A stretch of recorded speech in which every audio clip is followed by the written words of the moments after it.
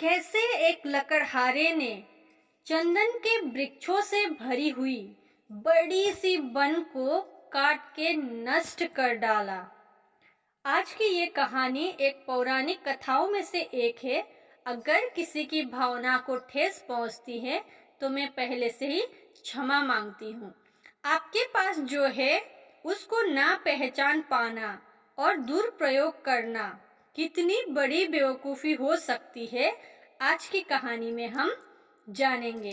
Hello नमस्कार, मैं हूँ दीपिका दार्जिलिंग से। चलिए शुरू करते हैं आज की स्टोरी।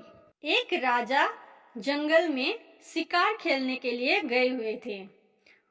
दिन भर शिकार खेलने के बाद शाम को अंधेरा हो गया और वो अपने महल के तरफ, अपने राज्य के तरफ आने का रास्ता भूल गए। भटकते भटकते राजा जो है बहुत ही थक गए थे और एक जगह पे बैठ गए। वहां पे उनको एक लकड़हारा दिखा जो कि पेड़ काट रहा था। उन्होंने उसके पास जाके उससे रास्ता पूछा।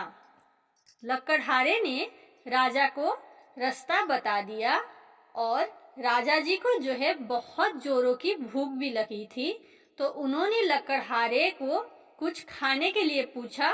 तो लकड़हारे के पास जो भी था उसने राजा जी को दे दिया। फिर वो अपने महल के तरफ जाते जाते लकड़हारे को बोलते हैं कि मैं जो हूँ पास के राज्य का राजा हूँ। तुमने मेरी इतनी बड़ी मदद की है, तुमको कभी मेरी मदद की जरूरत पड़े और तुमको किसी वस्तु की आवश्यकता पड़े तो जरूर से मुझे याद करना। मैं तुम्हारी मदद करने से पीछे नहीं हटूंगा। करते करते कुछ समय बीत गया। लकड़हारे ने उस वन को पूरी तरह से काट के जब खत्म कर दिया, तब उसको राजा जी की याद आई, क्योंकि उसके पास उस वन के अलावा दूसरा कुछ नहीं था अपनी जीविका को चलाने के लिए, अपने परिवार को पालने के लिए। जैसे ही राजा का ख्याल आया, वो दौड़े दौड़े राजा के पास चला गया और अपनी पूरी कहानी राजा जी को बताई और उनसे विनती की कि उसको कुछ काम दे दे ताकि वो अपनी और अपने परिवार की जो है पालन पोषण कर सके।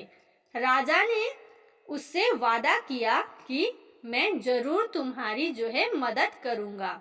फिर राजा ने अपने सलाहकारों के साथ बात करके ये तय किया कि उनके राज्य में जो एक वन है जो पूरी तरह से चंदन की पेड़ से ढकी हुई है, वो इलाका, वो जंगल इस लकड़हारे को दे दो। लकड़हारा बहुत खुश हो गया और राजा को धन्यवाद करके वो उस जंगल में रहने के लिए चला गया। अब उस लकड़हारे को गए काफी टाइम हो गया था। एक दिन राजा जी को उस लकड़हारे का याद आया। उन्होंने सोचा, अब तक तो उस लकड़हारे ने चंदन की लकड़ियों को बेच के अपनी जिंदगी सुधार ली होगी, अच्छे से घर बना लिया होगा और अपने परिवार को भी काफी अच्छे से रखा होगा। फिर उनको ख्याल आया कि एक बार मुझे जाके उससे मिल आना चाहिए। फिर कुछ सैनिकों को साथ लेके राजा जी उस वन में चले गए जो उन्होंने उस लकड़हारे को दिया था। पर उस वन की जो दशा की थी लकड़हारे ने, वो देख के राजा जी दंग रह गए।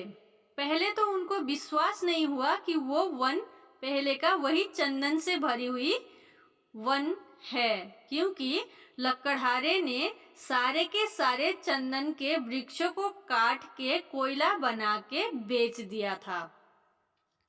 जब राजा जी ने उसको पूछा तो उसने यही बताया कि सारी लकड़ियों का जो है उसने कोयला बना के बेच दिया है। ये बात सुन के राजा जी को बहुत दुख हुआ और उन्होंने उस लकड़हारे को उस वृक्षों का जो है मूल्य बताया। फिर उससे कहा, मूर्ख, तू सिर्फ एक डाली काट और ले जाके बाजार में बेच आ, फिर तुझे पता चलेगा कि ये क्या है। उसने राजा के बात को मानते हुए चंदन की एक डाली काट के बेचने के लिए बाजार चला गया। एक दुकानदार के पास गया और पूछा, इस लकड़ी का आप कितना देंगे? दुकानदार ने बोला, 1 रुपया। वो चौंक उठा 1 रुपया सुन के। दुकानदार को लगा कि इसको कम लग रहा है। उन्होंने कहा, 2 रुपया दूंगा। वो 2 रुपया सुन के फिर से चिल्ला उठा। उसका चिल्लाना जो है पास ही में जो दूसरा दुकान था उस दुकान के दुकानदार को सुनाई दिया। वो दुकानदार आके लकड़हारे को बोला, मैं तुम्हें इस लकड़ियों का 10 रुपया दूंगा। लकड़हारा चौंक गया और 10 रुपया लेके वापस चला आया। ये थी लकड़हारे की बदकिस्मती की कहानी। पूरी जंगल खत्म करने के बाद उसको पता चला कि ये लकड़ी कितनी मूल्यवान है। आप और हम सब भी तो यही करते हैं ना। हमने भी तो अपनी जिंदगी को वैसा ही बना दिया है। लोभ, घृणा, छल, दुश्मनी, लड़ाई, यही सब तो हम करते हैं। ईश्वर ने हमको इतना सुंदर संसार दिया, कितनी जरूरी शुद्ध हवा दी, पर हम सब ने अपने लोभ के कारण सब बिगाड़ दिया। तो दोस्तों, चलिए आज हम भी एक प्रण लेते हैं कि जितनी जिंदगी हमारी बची हुई है उसमें से हम प्रकृति को नुकसान पहुंचने वाला काम जो है कम से कम करेंगे। धन्यवाद। अगर आप ये वीडियो जो है YouTube पे देख रहे हैं तो चैनल को जरूर से सब्सक्राइब कर दीजिएगा। अगर Facebook पे देख रहे हैं, फॉलो और शेयर कर दीजिएगा। Thank you.